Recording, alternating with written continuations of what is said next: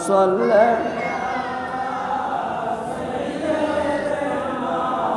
মাওলানা মুহাম্মদ ওয়া আলা আলি সাইয়্যিদিনা محمد اللهم صل على سيدنا مولانا محمد وعلى آله مولانا هو الذي بعث في الأميين رسولا منهم يتلو عليهم آياته ويزكيهم ويعلمهم الكتاب والحكمة আল্লাহ রাব্বুল আলামিন পবিত্র কোরআনুল হাকিমের মধ্যে ইরশাদ করেছেন হুয়াল্লাযী বা'আসা ফিল উম্মিয়ুন উম্মিয়িনা রাসূলান মিনহুম ইয়াতলু তিনি আল্লাহ যিনি উম্মীদের মধ্যে একজন রাসূল প্রেরণ করেছেন উম্মীদের মধ্যে নিরক্ষর মানুষের মধ্যে আল্লাহর নবীকে পাঠিয়েছেন বলি সুবহানাল্লাহ কিন্তু আমার নবী উম্মী নয় আমার নবী নিরক্ষর নয় আমার নবী বুইস্তুল মুআল্লিমা আমার নবী শিক্ষক আমার নবী কি শিক্ষক আমার নবীকে মূর্খ আমার নবীকে নিরক্ষর বলা যাবে না যে ব্যক্তি আমার নবীকে নিরক্ষর বলল সে ব্যক্তির ঈমান চলে যাবে ঈমান কি যাবে চলে যাবে এখানে যারা তরজমা করে তারা বলে আমার নবী মূর্খ বলি নাউজুবিল্লাহ হুয়াল্লাযী বা'আসা ফিল উম্মিয়িনা রাসূলান মিনহুম ইয়াতলু আলাইহিম আয়াতি আল্লাহ রাব্বুল আলামিন যিনি উম্মীদের মধ্যে একজন রাসূল প্রেরণ করেছেন যেন মিনহুম ইয়াতলু আলাইহিম আয়াতি যেন তিনি তাদেরকে তার আয়াত কারিমা পাঠ করে শোনান বলি সুবহানাল্লাহ ওয়া ইউযাক্কিহিম যেন তিনি পবিত্র করতে পারেন ওয়া ইউআল্লিমুহুমুল কিতাবা যেন তিনি কিতাব শিক্ষা দিতে পারেন ওয়াল হিকমাতা এবং হিকমত শিক্ষা দিতে পারেন বলি সুবহানাল্লাহ এখানে ইউআল্লিমুহুমুল কিতাবা এক ওয়াল হিকমা দুই তারপর ওয়া ইউযাক্কিহিম তিন এখানে পবিত্রতার কথা বলা হয়েছে কিতাব শিক্ষার কথা বলা হয়েছে হিকমত শিক্ষার কথা বলা হয়েছে আল্লাহর নবী আল্লাহর গুণে গুণান্বিত বলি সুবহানাল্লাহ কেননা ওয়া ইউযাক্কিহিম আল্লাহর নবী পারেন আমাদেরকে পুত পবিত্র করাতে কে পারেন আল্লাহর নবী এখন পুত পবিত্র বলতে কি আপনাকে ধৈর্য ধৈর্য কি গোসল করাবো হ্যাঁ না ওয়া ইউযাক্কিহিম তিনি তাদেরকে পবিত্র করবেন কিভাবে আপনি যখন আল্লাহর নবীকে জিকির করবেন আল্লাহর নবীর স্মরণ করবেন নবীর উপর দুরূদ পড়বেন এভাবে নবীর মোহাব্বত যখন আপনার দিলের মধ্যে পয়দা হবে নবীর ভালোবাসা জাগ্রত হবে আল্লাহর নবী মুহাম্মদুর রাসূলুল্লাহ সাল্লাল্লাহু আলাইহি সাল্লাম আপনার সামনে এসে আপনাকে রূহানিভাবে পুত পবিত্র করাবে বলি সুবহানাল্লাহ রূহানিভাবে জিসমানি নয় রূহানিভাবে আল্লাহর নবী আপনাকে পবিত্র করাবে এখন বুঝতে হবে আল্লাহর নবী রূহানি কিভাবে আমাকে পবিত্র করাবে এটা বুঝার বিষয় এটা ইলমের বিষয় এটা জ্ঞানের বিষয় এটা আপনি আবেগ দিয়া বিবেচনা করতে পারবেন না এটা হচ্ছে সম্পূর্ণ রাসিকুল উলুম যাকে বলা যারা সুগভীর জ্ঞানে গুণান্বিত তারা একমাত্র বুঝতে পারবে যে আল্লাহর নবী রূহানিভাবে কিভাবে আমাদেরকে পবিত্র করান এই জন্য আমাদেরকে ইনসানে কামেল মুর্শিদের কাছে যেতে হবে পীর ও মুর্শিদের কাছে বলতে হবে যে আল্লাহর নবী আমাদেরকে কিভাবে পবিত্র করান এই সিস্টেমটা আমাদেরকে একটু শিক্ষা দান করেন এই জন্য হক্কানি কামেল মুর্শিদের শরণাপন্ন হতে হবে আল্লাহর নবী কিভাবে আমাদেরকে শিক্ষা কিভাবে আমাদেরকে পবিত্র করেন এখানে সম্পূর্ণ আল্লাহর রাজ রহস্যের ব্যাপার রয়েছে ওয়া ইউআল্লিমুহুমুল কিতাবা তিনি আমাদেরকে কিতাব শিক্ষা দিবেন জালিকাল কিতাব হাজাল কিতাব এক নয় জালিকাল কিতাব হাজাল কিতাব এক নয়, আমার কথাটা বুঝবেন, বুঝার চেষ্টা করবেন। এই কিতাব আর ওই কিতাব কখনো এক নয়। ওই কিতাব কোনটা? যেটা বাল হুয়া কুরআনুম মাজিদ ফি লাওহে মাহফুজ, যেটা লোহে মাহফুজে আল্লাহ সংরক্ষণ করে রেখেছেন। ওই কুরআনের তারুফ, ওই কুরআনের পরিচয়, ওই কুরআনের হাকিকত, ওই কুরআনের নিয়ামত আমি পেয়েছি কি না সেটা হচ্ছে বাবার বিষয়। জালিকাল কিতাব, এই কিতাব, এই কিতাব, এটা হলো কোরআন। এই কিতাব, এই কিতাব আর ওই কিতাব এক নয়। ওই কিতাবের ফটোকপি হচ্ছে এই কিতাব। বলি সুবহানাল্লাহ। জালিকাল কিতাব লা রাইবা ফিহি হুদাল লিল মুত্তাকিন। এই কিতাব ওই কিতাবের মধ্যে এতটুকু পার্থক্য, ওই কিতাবটা এসেছে শুধুমাত্র যারা আল্লাহকে ভয় করে, যারা মুত্তাকি, যারা তাকওয়াবান, যারা ফরেজগার, ওই কিতাব তাদেরই জন্য। বলি সুবহানাল্লাহ। এই জন্য মৌলা আলী শেরে খুদা কররামাল্লাহু ওয়াজহাল করিম, কিছু কিছু খারিজিদের গায়ে আগুন জ্বলে যখন আহলে বায়াতের কথা বলি, যখন মৌলা আলীর কথা বলি। কিছু কিছু মুনাফিকদের গায়ে আগুন জ্বলে যখন মৌলা আলীর কথা বলি।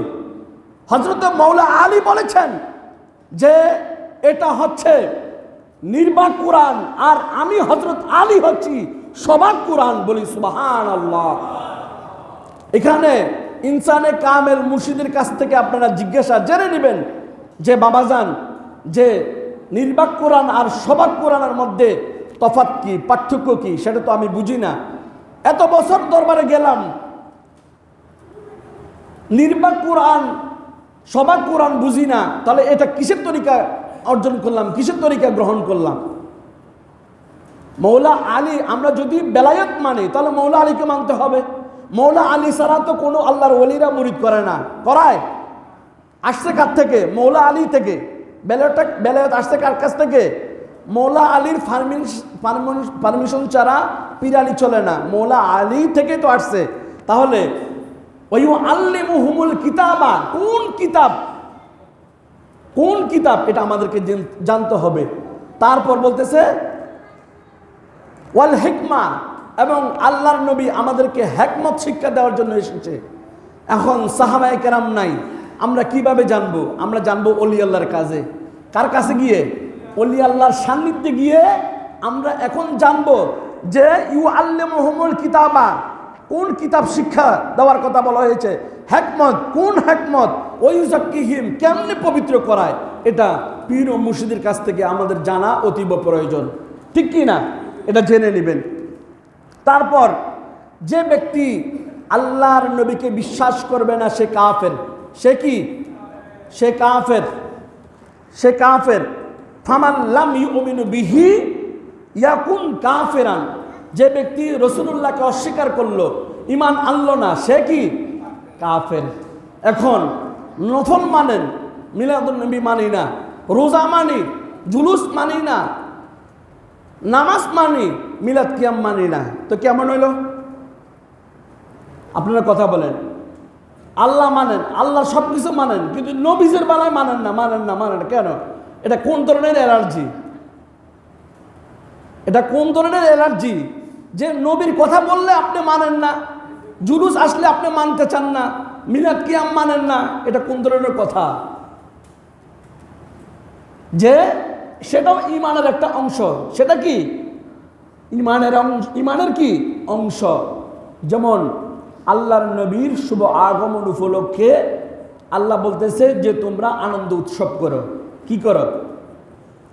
আনন্দ উৎসব করো। এই কথা কে বলেছে? যেখানে আল্লাহ বলেছে আনন্দ উৎসব করো, সেখানে যদি আল্লাহকে বিদ্যাঙ্গুলি দেখান তো কেমন হইল? তার মানে আল্লাহর কথাটা বেমানান। বলি নাউযুবিল্লাহ। তার মানে রসুলকে অস্বীকার করলেন, আল্লাহকে কি করলেন? ইনকার করলেন। ফালইয়াফরাহু, এখানে বহু বচন, এখানে বলা হয় নাই যে একজন তোমরা আনন্দ করো। পৃথিবীর সকল উম্মতে মুহাম্মদী নবীজির শুভ আগমন উপলক্ষে আনন্দ উৎসব করো। বলি সুবহানাল্লাহ। আল্লাহর থেকে যে বেশি বুঝে সে শয়তান। আল্লাহর থেকে যে একটু এক সামিজ বেশি বুঝে সে কি? শয়তান। এই যে হক কথা কিছু কিছু বলি যে অনেকের গায়ে আগুন ধরে, এই জন্য হুজুর বালা না। আমি তো বালা না, আপনি ভালো লয়ে থাকেন। আমি তো বালা না, আপনি ভালো লয়ে থাকেন। যারা নিয়ে থাকেন সে যাতে মুমিন হয়, শয়তান না হয়। এই জন্য হক কথা বলবো, হক কথা বলেই যাব। আমি কোনো মুনাফিকের ধারধারি না, কোনো কাফেরের ধারধারি না, কোনো শয়তানের ধারধারি না। হক কথা বলে সারা বাংলাদেশে মসজিদে চাকরি করব, তবে মানুষের গোলামি করব না। গোলামি করব কার? আল্লাহ এবং রসুলের, ঠিক কি না? গোলামি করবেন কার? আল্লাহ এবং রসুলের। কোনো মানুষের গোলামি করবেন না, কোনো রাজা বাদশার গোলামি করবেন না, করবেন রহমাতাল লিল আলামিন, রব্বুল আলামিন। এটাই এনাফ, আর কিছু লাগবে না। গৌসুল আজম মাইজভান্ডারী বলেছেন যে শয়তানকে, দুশ্মনকে ভয় করিও না, দুশ্মন নিজ গুণেই ধ্বংস হবে। দুশ্মন নিজ গুণে কি হবে? ধ্বংস হবে। রাসূলুল্লাহ সাল্লাল্লাহু আলাইহি সাল্লামের সামনে একদল, ইয়া রাসূলুল্লাহ আপনার বয়ান ভালো লাগে, ইয়া রাসূলুল্লাহ আপনার নুরানি চেহারা অনেক ভালো লাগে, ইয়া রাসূলুল্লাহ সারাদিন আপনার চেহারা দেখে দেখে জিকির করেছি, ইয়া রাসূলুল্লাহ আপনার মাথা মোবারক থেকে কদম মোবারক পর্যন্ত তাসকিরা করার মাধ্যমে আমি ইবাদত করেছি। কিন্তু তাদের দলে যখন গিয়েছে, মুহাম্মদের কথাগুলো আমরা মানি না। বলি নাউজুবিল্লাহ। মুহাম্মদের কথা আমরা কি করি না? মানি না। আমরা তো এমনি মাত্র তাল মিলাইলাম। এই জন্য সমগ্র বিশ্বব্রহ্মাণ্ডে কিছু মুনাফিক মুসলমান আছে যারা নায়েবে রসুলদের সামনে একরকম, নায়েবে রসুলদের পিছনে করে আরেক রকম, ঠিক কি না? সুতরাং তাদের কাছে কোনো মানুষের কথা নিরাপদ নয়, ঠিক কি না? সব কথা সবাইকে বলবেন না। যার সাথে যার ভালোবাসা, তার সাথে তার কি হাসর নসর, তাকে আপনার মনের কথা বলবেন। সবাইকে আপনি সবার মনের কথা বলতে যাবেন না। খবর আছে, এখানে আইন আছে। এখানে কি আছে? आइन से मोहब्बत किसको कहते हैं? मोहब्बत ऐसा है, मेरे रसूल सामने है और रसूल मेरे रूबरू है, ऐसा मोहब्बत है। रसूल मेरा सामने है।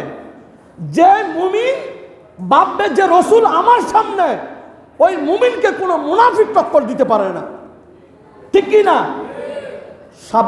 সাবধান থাকবেন, সতর্ক থাকবেন। আমাদেরকে সতর্ক হওয়া উচিত। আমাদের ইউনিটিকে ধ্বংস করার জন্য, আহলে সুন্নাত ওয়াল জামাতের আকীদাকে ধ্বংস করার জন্য, মুমিন মুসলমানের সেন্টিমেন্ট ধ্বংস করার জন্য এক জাতীয় নবীর আশিক রাসূল বলে বলে আমাদের মধ্যে ঢুকেছে, অথচ আমাদের ভিতরে ঢুকে ঢুকে ইন্দ্রের মতো বেড়া কাটতেছে, ঠিক কি না? আপনারা এই দুশ্মনদেরকে চিহ্নিত করবেন, কারা আমাদের মধ্যে ঢুকে ঢুকে ইন্দ্রের মতো বেড়া কাটা শুরু করেছে। তাদেরকে একটু চিহ্নিত করবেন। তাদেরকে চেনার দরকার আছে নাকি নাই? নবীজির সামনে একরকম, নবীজির পিছনে, নায়েবে রসুলের সামনে একরকম, নায়েবে রসুলের পিছনে, পীর মুর্শিদের সামনে একরকম, পীর মুর্শিদের পিছনে। এগুলোকে চিনবেন, এগুলোকে চেনার দরকার আছে। যাদের কারণে তরিকা নষ্ট হচ্ছে, রসুলুল্লাহর শানে আঘাত হচ্ছে, এগুলোকে আপনারা একটু অবজারভেশন করবেন।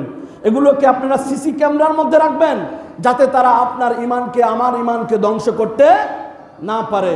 যেথায় মিথ্যা বন্ডামি বাই, কর্মশত বিদ্রোহ, দামাদরা জামাদরা মরণবিত চুপ রহ। কাজী নজরুল ইসলাম এটা শিক্ষা দিয়েছেন, যেখানে মিথ্যা বন্ডামি চলবে সেখানে চলবে প্রতিবাদ, প্রতিরোধ, ঠিক কি না? সুতরাং আল্লাহ রসুলের জমিনের মধ্যে, আল্লাহ রসুলের গণ্ডির মধ্যে বেয়াদবি চলবে না। আল্লাহ রসুলের এরিয়ার মধ্যে বেয়াদবি চলবে না। দুরুদ পড়ো, জুলুস করো, গাও নবীজির শান, তোমরা গাও নবীজির শান। বড়ই ভাগ্যবান আমরা, বড়ই ভাগ্যবান আমরা। এই যে বড় ভাগ্যবান বললাম না, নিজে নিজে বড় ভাগ্যবান বললাম। যিনি এই নাতে রসুল লিখেছে, তিনার ভিতরে রসুল্লাহর এশকে থাকার কারণে ওই এশকের মোকামে গিয়ে তিনি নাতে রসুলটা লিখেছে। আমি কি সেই এশকের মোকামে গেছি? হ্যাঁ, নিজের জান আবু বকর সিদ্দিকের মতো, আবু বকর সিদ্দিক রাদিয়াল্লাহু তাআলার মতো নিজের জান মালকে দিয়া তারপর বলতে হবে বড়ই ভাগ্যবান আমরা, বড়ই ভাগ্যবান। ঠিক কি না?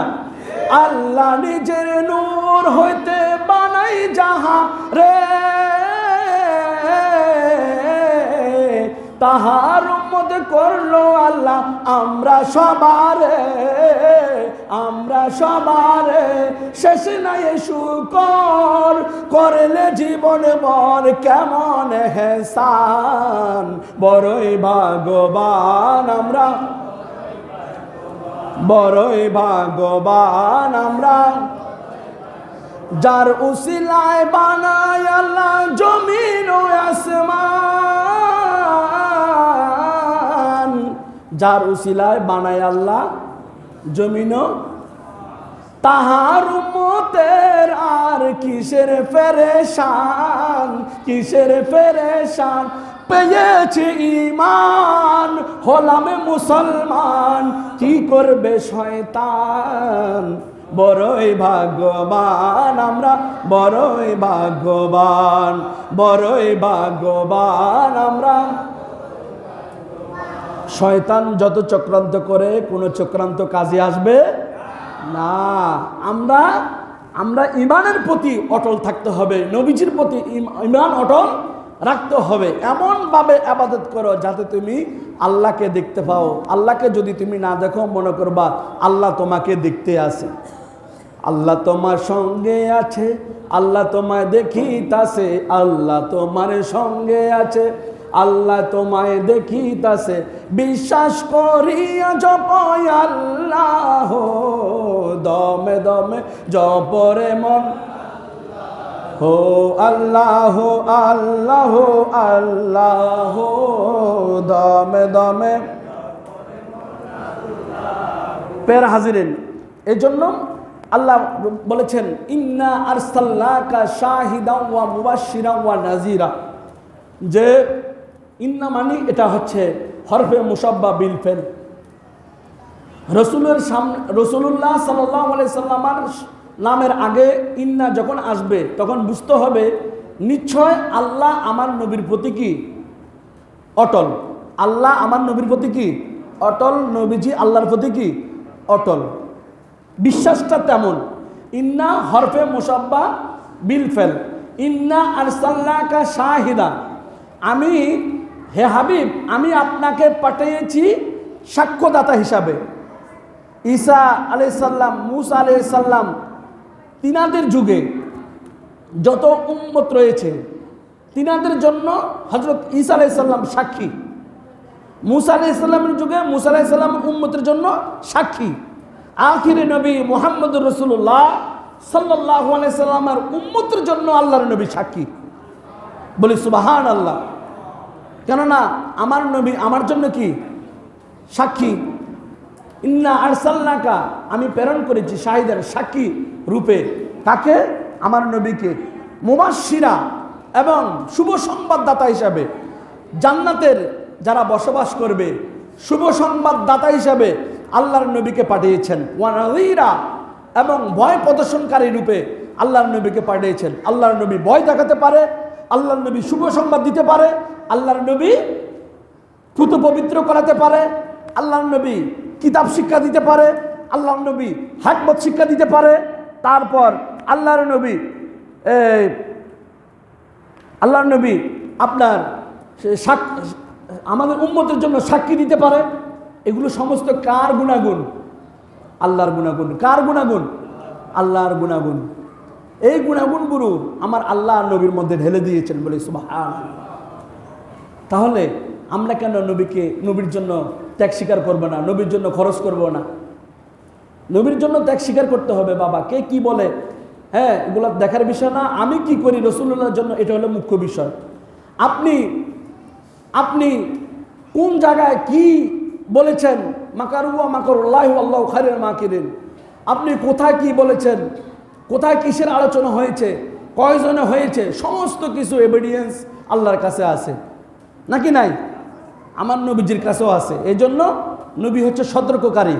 নবীজি কি সতর্ককারী, আমাদেরকে এই নবীজি কীভাবে আমাদেরকে সতর্ক করান, এগুলো আমাদেরকে শিখতে হবে, জানতে হবে।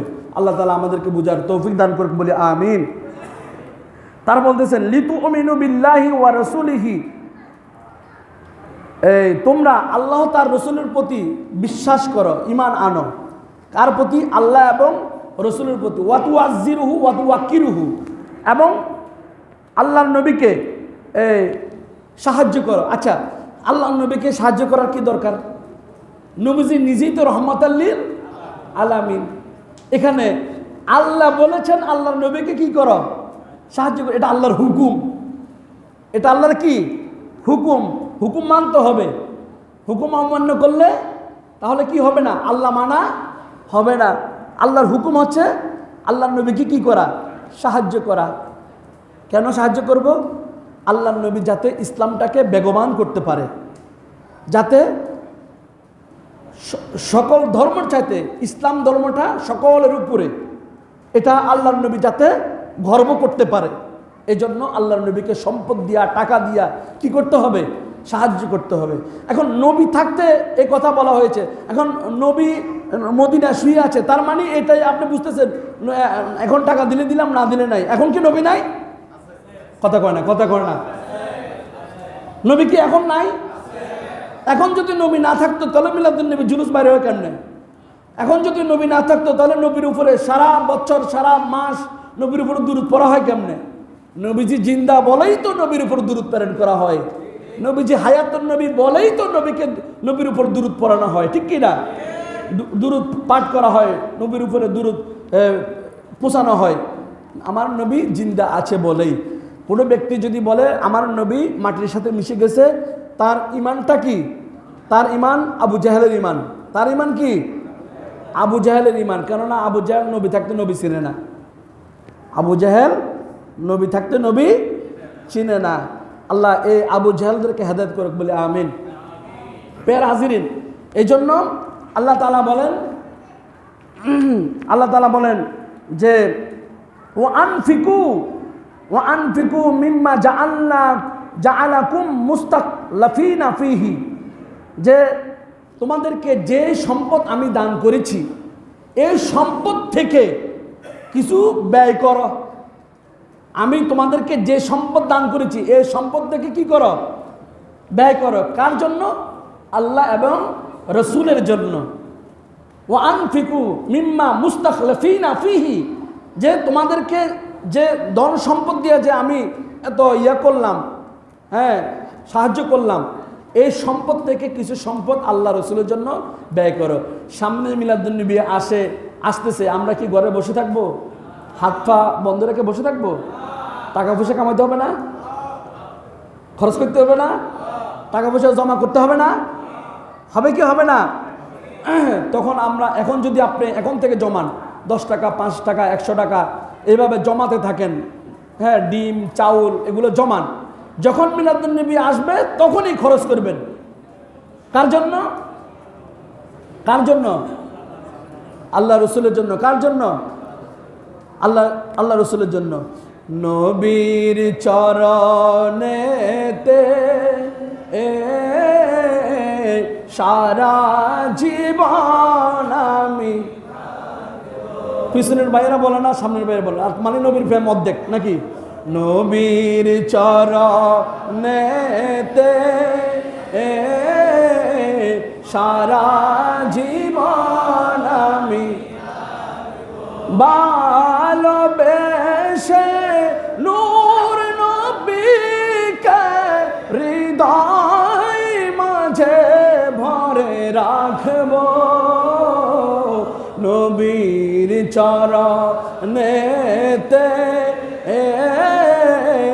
সারা জীবন আমি কখনো কবু বাতিলের সামনে নত শিকার না হইব।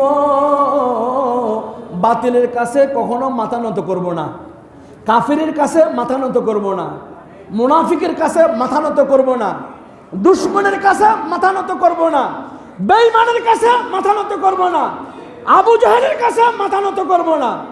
আবুল আহাবের সামনে মাথা নত করবো না, ফেরাউনের সামনে মাথা নত করবো না, ঠিক কি না? মাথা নত করবো কাকে? কার কাছে? আর নবীজির কাছে, হায়াত নবীর কাছে, ঠিক কি না? বাতিলের কাছে কবু কখনো মাথা নত নাহি করব, ও নবীর চরণেতে সারা জীবন আমি, নবীর চরণেতে সারা জীবন আমি থাকব। আপনারা কি মনে কষ্ট পাইছেন? সামনে মিলাদুন্নবী, এই জন্য মিলাদুন্নবীর একটু টাচ দিলাম। আপনারা সবাই নবীর তাজকিরা করবেন এখন থেকে, নিজের ভিতরে আনন্দ উদ্দীপনা জাগ্রত করবেন, যাতে নবীর জন্য আমরা কিছু খরচ করতে পারি, নবীর জন্য কিছু খরচ করে যাতে দুনিয়া থেকে ঈমানের সাথে যেতে পারি। এই এরাদা থাকবে কি থাকবে না? ও আখিরি দাওয়ানা আলহামদুলিল্লাহ।